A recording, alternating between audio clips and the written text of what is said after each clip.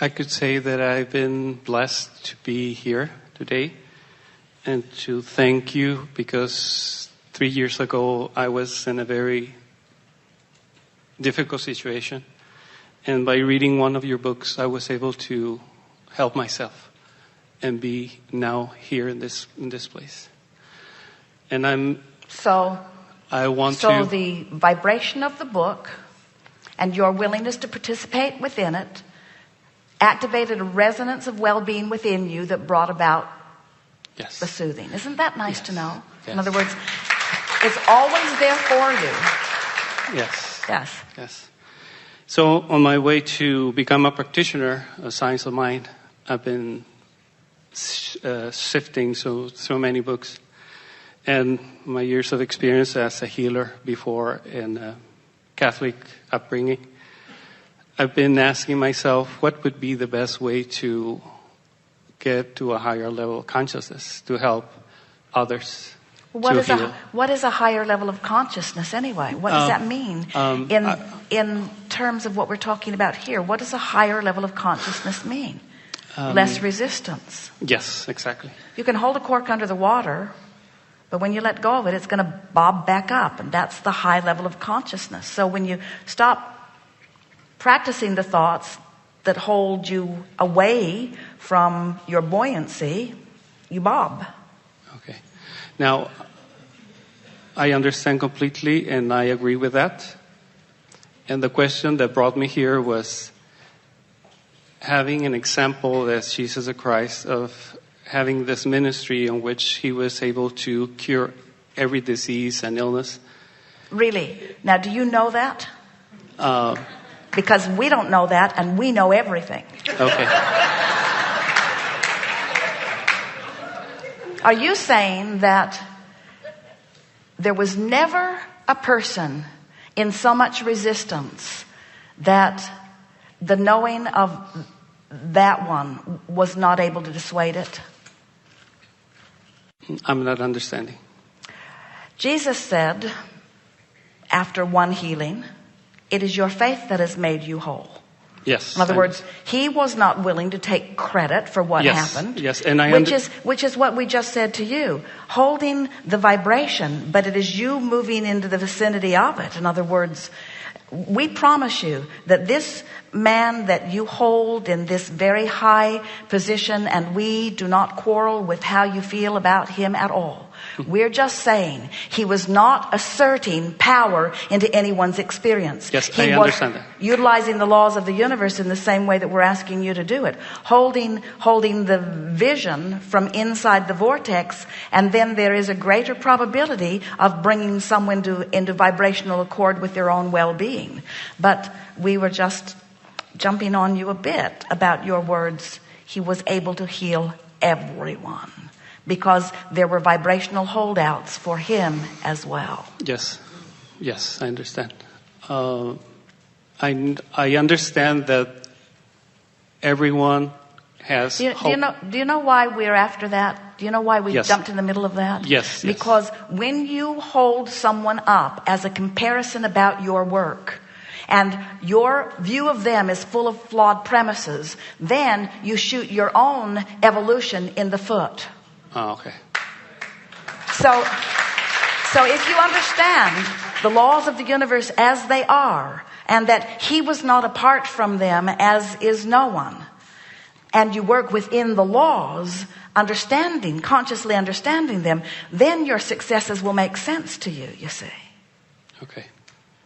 Now, the process on which he spent the 40 days fasting, separate from the whole different normal way of living before 26 days. 30.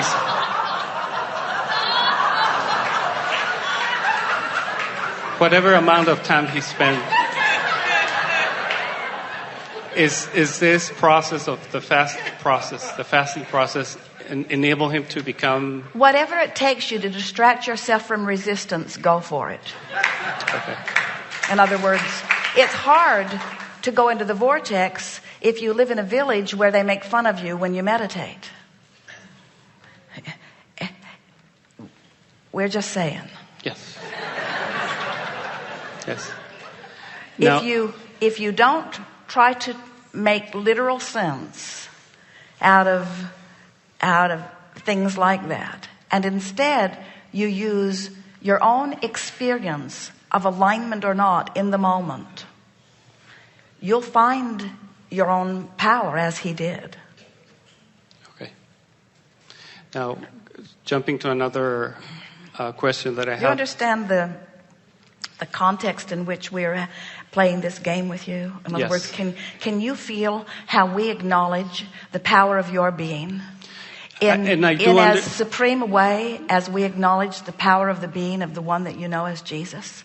And that as we're visiting with you here, we can feel that in your comparison, you're not bringing yourself into alignment with all that you are. You're letting what you think you know about another person get in the way of what you could know about you. Yes.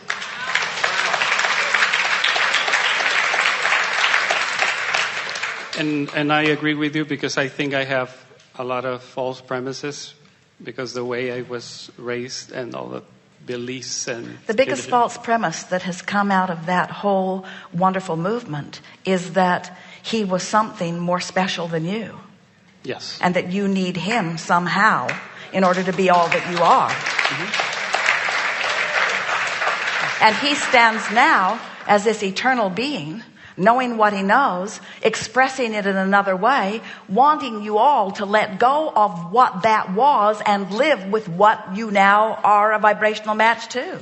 Mm-hmm. In other words, how could you take something that was written so long ago, not even by those who lived it, translated again and again and again by all kinds of people who had economic motives for their translation, and now you try to live your life by it, when you have right here, right now, living, breathing guidance within you, responding to every single thought you think?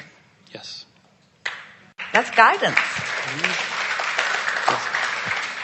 And I had, this is more a curiosity question, because I'm Hispanic, and I just wanted to know, if I ask you a question in Spanish, Abraham, would you be able to answer it in Spanish? Yes, but not through Esther.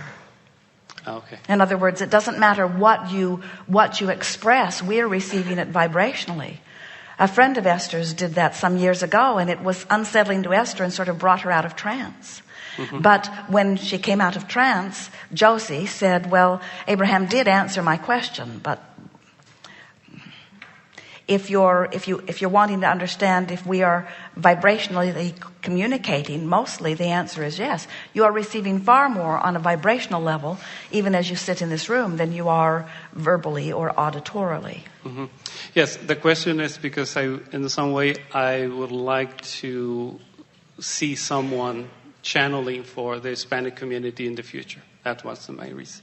We choose you.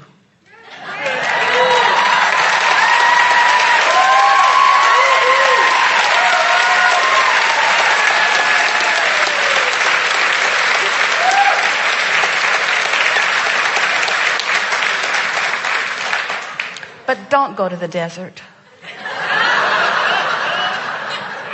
Thank you.